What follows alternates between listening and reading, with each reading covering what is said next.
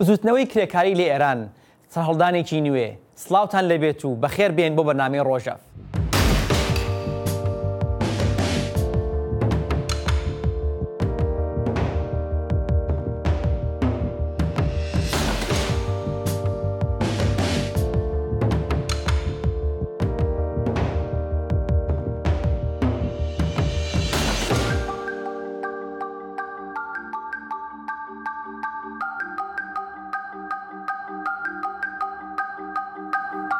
لە چەند مانگی ڕابردوودا خۆپیشاندانی ناڕەزایانەی کرێکاران لە ئێران بە ڕێژەیەکی بەرچاو زیاد بووە. زۆربەی ئەم خۆپیشاندانانە بۆ دەربڕینی ناڕەزایەتیە بە وەرنەگرتنی موچەی مانگانە بۆ چەند مانگ. کرێکاران پێشتریش ناڕازی بوون بە نەبوونی سەندیکا و دژواری شوێنی کار و نەبوونی خزمەتگوزاری پێویستەکان. بەرپرسانی ئێرانی لەوانە عەلی خامنەیی ڕێبەری کۆماری ئیسلامی دەڵێن ئەم ناڕەزایەتیانە کاری دوژمنە و ئیدانەی خۆپیشاندانەکان دەکەن. ئایا کۆماری ئیسلامی دەتوانێت بەردەوام بێت لە سەرکوتکردنی ئەم ناڕەزایەتیانە یان لە درێژەیدا ناچار دەبێت هەنگاوی بەکردەوە هەڵبگرێت بۆ وەڵامدانەوەی داواکاریەکانی کرێکاران؟ ئەم ناڕەزایەتیانە چەند دەتوان ببێتە هۆی بەربڵاوبوونی ناڕەزایەتیەکان و پەیوەستبوونی چینەکانێتی کۆمەڵگا بە کرێکاران؟ ئازیزان، بۆ باتە سەر ئەم تەوەرە ئەمڕۆ لە بەرنامە دوو میوانمان لەگەڵ دەبێت، بەڵام پێش ئەوەی بچین لای میوانەکان فەرمون لەگەڵ راپۆرتێکی کورت لەم پەیوەندیەدا.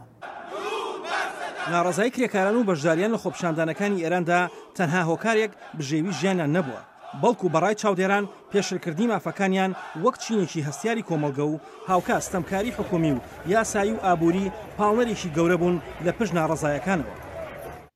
قەتعەن کەس ناتوانێت ئەوەی کارکە کە تەبەقەی کارگەر لەو جامعە حزوری نەبوو لەو ئێترازاتە. شاید بەڕاستی تانین بێژین 90% ئەو مردمە تەبەقەی کرێکار و چینی زەحمەتکێش بوون کە ئێترازاتیانیانە بۆ شکڵە بەڕێوە برد. ئەمما ئەوەی کە ئایا بە سوورەتی بە تۆری ڕەسمی وەکو ئەنجومەنێک سازمانێک اتحادیە کارگەری ئەعلامی نەکرد بێت کە لەوێ حزور پەیاکە، قەتعەن لە سیستم جمهوری ئیسلامیە کەسێک ناتوانێت ڕەسمەن یا سازمانی یا جەریانێ بڵێ کە ئێمە ڕوین و حمایەتی لێوەکەین. گرفتی گەورەی کرێکاران و ڕەشدەرانی ئێران گرفتگەلێکی یاسایی و ڕێکخراوەیە یان سیاسی و ئاسایشیە؟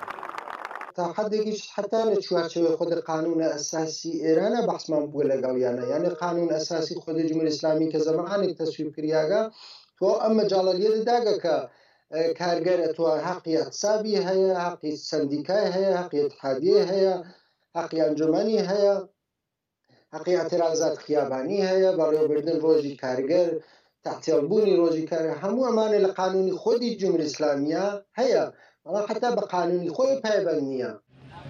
پێشێلکردنی مافە هەرە سەرەتایەکانی کرێکارانی ئێران لە چه ئاستێکدایە؟ ئایا ستەمکاری ئابووری و سیاسی گەیشتۆتە ئاستێک بژێوی ژیانیان لە مەترسیدا بێت؟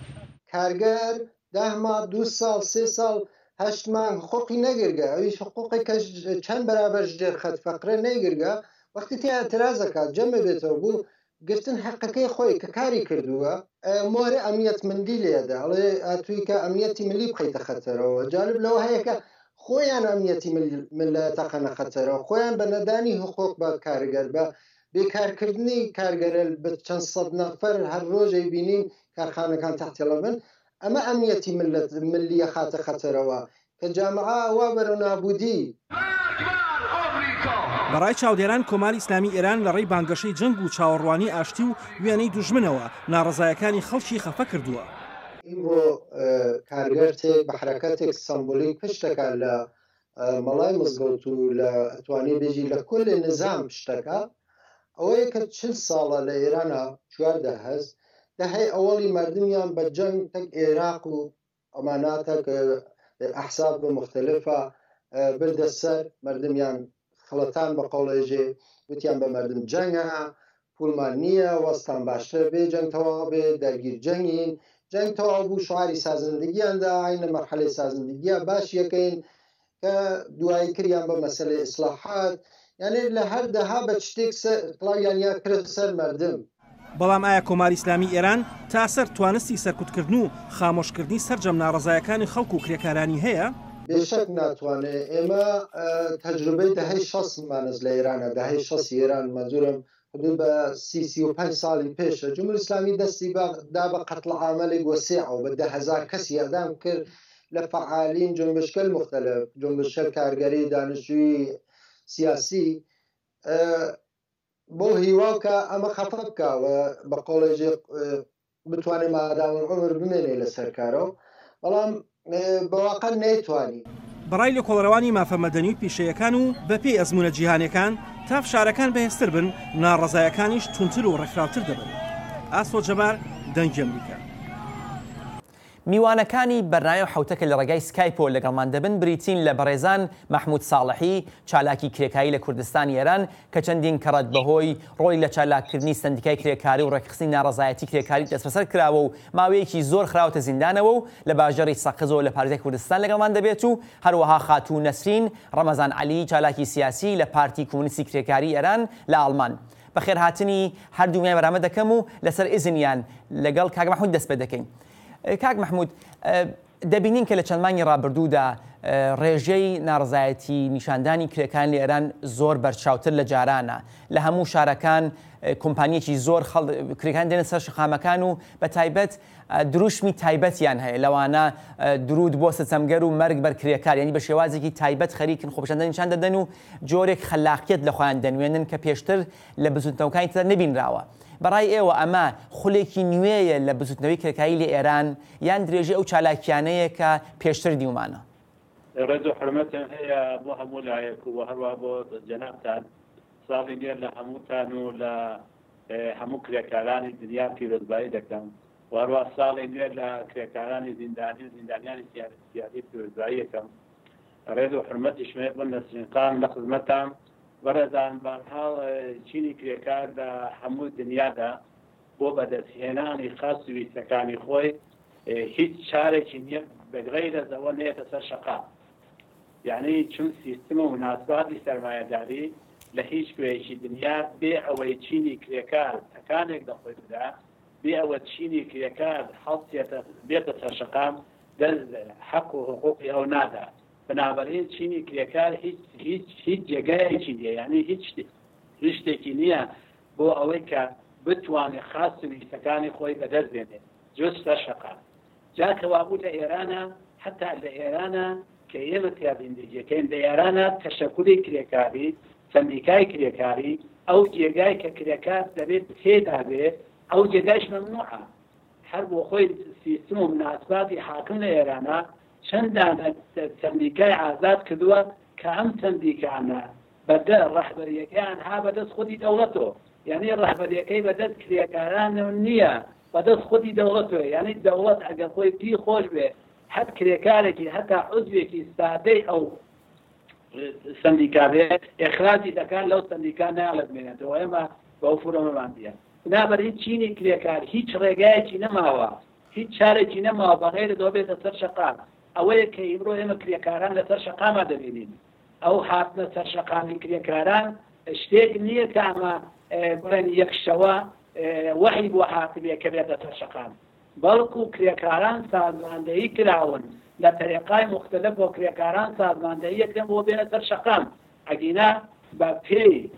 هەر ئەو قانونەی کە ئێمە هەمانە لە ئێرانە دەڕێ دەتوانن احتراز بکەن ئەما لە ناو کارگاکانە لە ناو شوێنی کاردانە احتراز بکەن بەڵام بۆ کاریگە دێنە سەر شەقام بۆەوە دێنە سەر شەقام کە بڵێن ئێمە بە دنیا بڵێن بە هەموو دنیا بڵێن بە خەڵکی شار بڵێن بە خەڵکی ئەو منتەقە بڵێن کە ئێمە 8 مان و 9 مانە حەقمان وەر نەگردووە ژیان بە چی بکەین. جاکبوو ئیمڕۆ کرێکاران ئەویان دەرکردو وەختی مەسئولین دێنە سەر شاشەی تەلەڤیزیۆن باز دەکەن ئەڵێن سەدان احترازی کرێکاری بێ ئەوەی مجەوزی ببێت هاتووەتە سەر شەقام لە مادەیەک لە ئەسڵی 27 قانون یاساییە دەڵێ دەبێت کە هەر کەسێک دێتە سەر شەقام مجەوز وەرگێت بەڵام کرێکاران بێ مجەوز لە ساڵی گوزەشتا سەدان احترازیان بۆ لەسەر شەقامەکانە. بنابراین ئێستا هەر مەسئولین هاتوون تەرحێکیان داوە بە مەجلس شکن لەمە ئایا دەتوانن دیسان هەر بەر ئەساسی ئەسڵی 27 قانون یاسایی حرەکەت بکەن نا چون کرێکاران تازە جوابیان دادەنەوە و هەر ڕۆژ احترازەکەیان شەدید دەکەن. خاتوو نەسرین بەڕای ئێوە چی گەرتان بەراوەردی بکەن خۆپیشاندانەکانی یەک ساڵی ڕابردوو لەگەڵ ئەوەی کە با بڵێن لە 40 ساڵی ڕابردوو لە ئێران دەیبینین هین کرێکارەکان چ جیاوازیەک دەبینن چ تایبەتمەندیە لە خۆپیشاندانی 1 ساڵی ڕابردوودا هەیە کە پێشتر لە خۆپیشاندانی کرێکاریدا نەدەمیرا لە ئێران. منیش بە لە هەر شتێک ڕێز و سڵام هەیە بۆ ئێوە بۆ کاک مەحموود و بینەران و بیسەرانی بەرنامەی ئێوە. هەروەکە ئێوە وتتان ئێمە هەمیشە شاهدی ئێعترازاتی وەسیعی کرێکاران بووین لە مەراکزی مختلفی کرێکاریە بەتایبەت لە ڕۆژی جەهانی کرێکارەکانە ویست و خاستی تەبەقەی کرێکار چینی کرێکار لە قەتنامە و بەیانیەکانیانە شاهد بووین. ئەمە جیاوازی ئێعترازاتێکە لە 1 ساڵی گوزەشتە لە شارەکانی کولەن ئێرانە بووگە ئەم جیاوازیە ئایا هەر وەکو ساڵانی قبل بووگە منێژم ئیمتداد ئەم ئێعترازاتە کە ئیمڕۆژ لە جەرەیاندایە هینی ساڵیانی پیش بووە. جمهوری ئیسلامی هەمیشە تەلاشی کردگە کە مبارزات مردم مبارزاتی تەبەقەی کرێکار سەرکوت کات لە ئەین حاڵە نەیتوانیگە ئەم سەرکوتە کە کردگە بکە بۆکە تەبەقەی کرێکار ساکت بێ. کاک مەحموود زۆر باش ئشارەی کرد بەوە کە کرێکاران حەقیانیە تەشەکولی مستەقلی خۆیان بێت یا ئەوە کە مستەقل بێنە ناو خیابانەکان ئشارەی کرد بە سندیکای دەوڵەتی کە من پێم وایە پرەتر ئێرە منزور شۆرای ئیسلامی و خانەی کارەگەرەکە دوو سازمان و ئۆرگانی خودی دەوڵەتە و ڕاستەوخۆ لە خزمەتی دەوڵەتە کارەکات لە خزمەتی چینی کرێکار لێنان نییە. ئێمە شاهد ئەوەینە کە ئێستا بە تایبەت کرێکارانی هێپکۆ کرێکارانی گروهی ملی فولاد کرێکارانی خوزستان لولەسازی خوزستان کرێکارانی خودڕۆسازی کیانتایر و بەشهایەکی مختلف وەکو بەخشی خەدەماتی ئیجتیماعی کرێکارانی شارەداری و شتە هەر ڕۆژ لە خیابان و بەشێک لە پیویستیەکانیان کە تواشا ئەەکەین ئەبینین خاستی پەرداختی موقعاتی حقوقیە حقوقگەری کە پیان پەرداخت نەکراوە چەندین مانگە کاریان کردگە و ئەم حقوقگەرە پەرداخت نەکریاگە. ڕژیم تەلاش ئەکات کە هێرش کاتە سەر کرێکاران کە ئەگەر احتمالاً هەر لەم شەبەکە خەوەر دەریاوێت یا فرێک لە مردم ئاگادارەوەنا کە حملە کردیا بە ماشین لە باز شخصیەکان بە کرێکارەکان کە لە ئاهواز مؤتەرز بوون. من پێم وایە کە ئەگەر چاوێکی لێ بخشنین ئێعترازاتی کرێکاران زۆر تەعەڕوزی تر بووگە کەمتر تەدافعیە و بەتایبەت شەڕ و کێشەی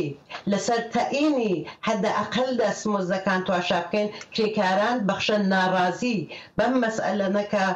تەئینی حەدەئەقەل دەستمزد یانێ لە واقع تەئینی خەتی مرگ یا ئێژن بەخشن خەتی بەقا بۆ تەبەقەی کرێکار لە ئێرانە. ئەمە قابل تحمل بۆ هیچ ئینسانێک نییە و بەتایبەت بۆ خانەوادە و چینی کرێکار لە ئێرانە کە وەزیەتێکی بە شدەت نابسامانیان کە خود ئەم نابسامانی موقعیت و وەزیەتی چینی کرێکار لە ئێران وەزیەتی اقتصادی کە لە ئێرانە یعنی دەوڵەت هەسی دەوڵەت شاهد اختلاسهای ملیاردی هەیە. زۆر چاکە هاتوونە دێمەوە لای بەڕێزت. کاک مەحموود وەختێک باسی بزوتنەوەی مامۆستایان یا ژنان یا خوێندکاران دەکەین هەمیشە دەکوترێت کە جۆرێک جیاوازی هەیە لە نێوانی بزوتنەوەی خوێندکاران و مامۆستایان و مەسەلەن ژنانی کورد لەگەڵ ئێران بەگشتی ینی هەندێک داواکاری هاوبەشیان هەیە هەندێکیش داواکاری تایبەتیان هەیە. پرسیار ئەوەیە بە نسبەتی بزوتنەوەی کرێکاران چی؟ بەڕێزت چالاکێکی هەرە ناسراوی بزوتنەوەی کرێکارانی کوردستانی و ئێرانی جەنابەت چی؟ ئایا کرێکاری کورد لە ئێراندا با بڵێن داواکاری تایبەتی خۆشی هەیە یا ئەو شتانی کە داوای دەکا هەمووی لە بزوتنەوەی کرێکاری گشتی ئێراندا دەگونجێت؟ بەڕێز خۆ تەبیعەتەن ئێمە ناین ئەمە تەرچی بکەین تەرچیکەین کە بڵێن مثلا خاص سویستی مامۆستایان و ژنان و ئەوانە گشتی جیاکەینەوە لە یەک بەڵکو ئەمە هەمووی لە یەک خانە قەرار بدەین بۆ ئەوەی خاص سویستەکانمان هەموو یەکێکە. ئێستا با کوردیشی لەگەڵ بێ و عەرەبیشی لەگەڵ بێ و سوننیشی لەگەڵ بێ و یا مەسەلەن خارج کوردستانی لەگەڵ بێت چون وەختە ئێمە باز لە قانونەکەین ئەڵێ بەخشنامەی شورای عالی کرد بەخشنامەی شورای عالی کرد بۆ سەرتاسەری ئێرانە نەبووە منتەقەیەک و یا بۆ قەومێک بنابەرین وەختێ باز لە دادگایەکانەکەین باز لە قانونی ئەساسیەکەین باز لە قانونی سازمان اجتماعیەکەین باز لە قانونی قەزاییەکەین ئەم قانونە بۆ هەموو بەشەکانی ئێران یەکسانە بنابەرین حقوقی ڕێمەش یەکسانە دەبێت لە هەموو جێگایەکە هەوا حقوق بگرین تۆ میژاکە هەر ئێستانەیە تەواوی دنیا بۆ بە دێکەدەیەک تۆ ئەیمڕۆ کالایەک لە چینا تەولید دەبێت لە 24 سەعات ناگەێنێ لە فەقر لە لای منە دەفرۆشرێت یعنی سەرمایه‌داران هاتوون فەرامەنتەقەی فەراملی خەریک کارەکەن ئێمە چۆن بینە بکەین بە ملی یا کچکۆڵەیەکەنەوە بیکەن بە شارێ بە دەیەک یا بە کشوەرێک یا بە جێگای بنابەرین خاص ویست ئێمە جەهانیە و سەرای ئەوە کەمڵێن ئێرانیە جەهانیشە خاتون نەسرین دەکوترێت کە ئەوەی کە کرێکاران ئیسە دەیکەن هەندێک با بڵێن خەلاقیتی تایبەتی تایە لەوانە ئەو دروشمانە کە دەیدەن بە وەکو مەسەلەن درود بەر ستەمگەر و مەرگ بەر کرێکار یا ئەو شێوازە کە لە نوێژی هەینی لە ئەهواز بەشدار بوون و پشتیان کرد لە مامۆستا لە نوێژەکە و ڕوویان کرد لە خەڵک و بەگشتی شێوازی ئامادەبوونیان ئەمە دەتوانێت ببێتە هۆی گۆڕانکاریەکی جددی لە شێوازی خۆپیشاندانی بزوندەوەکانی تر لە ئێراندا ببێتە با بڵێن ئۆلگوێ بۆ ئەوانی ژیاننا ڕاستی تانەوێت ئێمە ئەوەڵین بار شاهدەوە بووین کە کرێکارانی هێپکۆ لە ناو ئێترازەکانیانە بۆ ئەوەڵین جار وەکو تەنزێکی تاڵ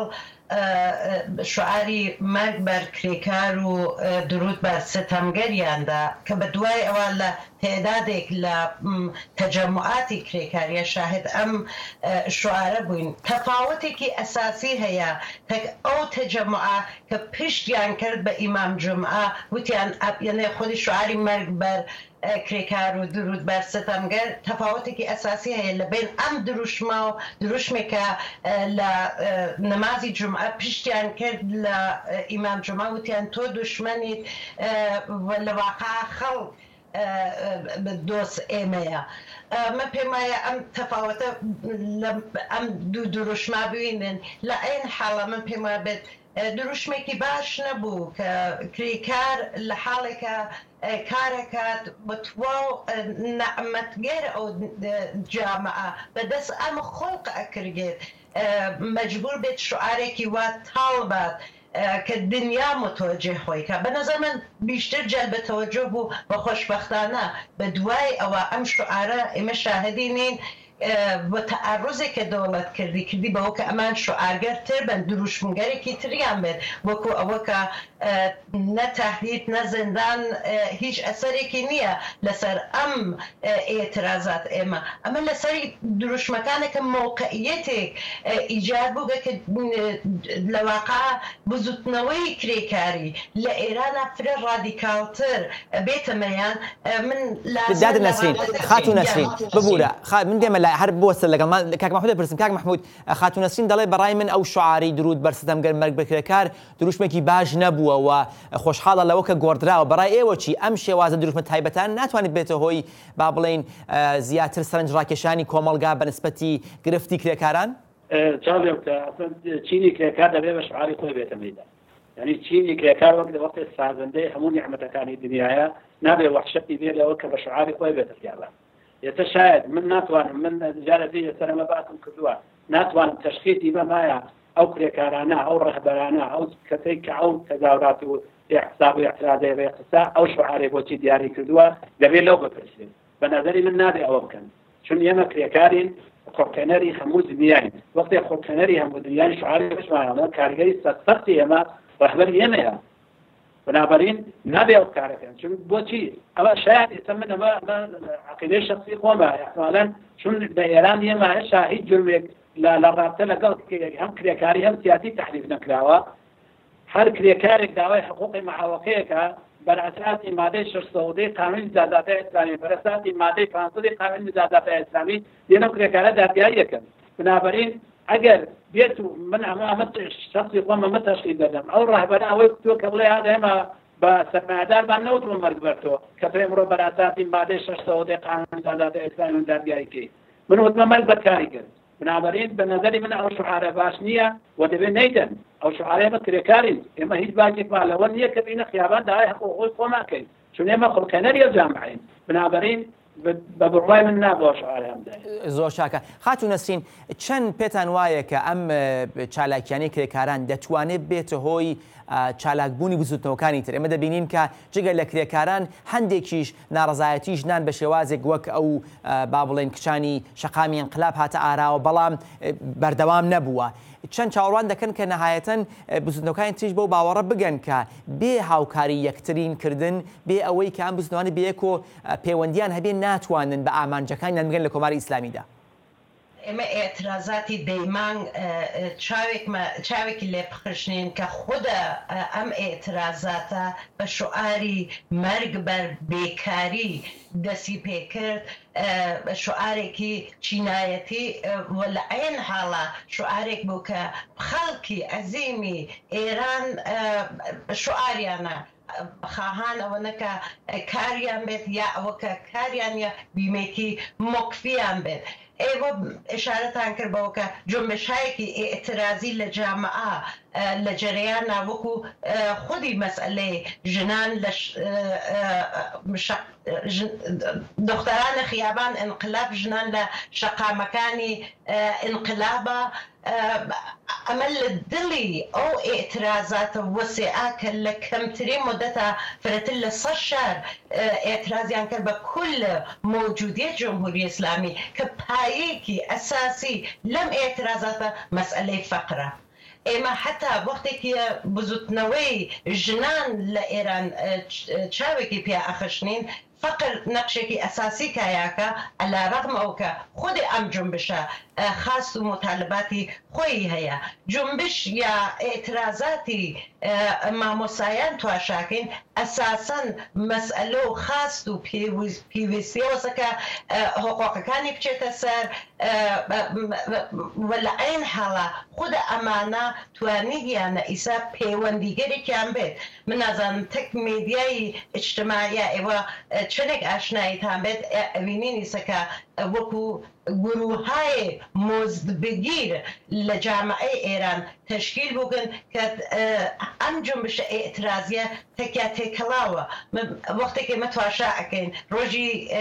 ڕۆژهایەکی کە فەراخان ئەدرگێت بۆ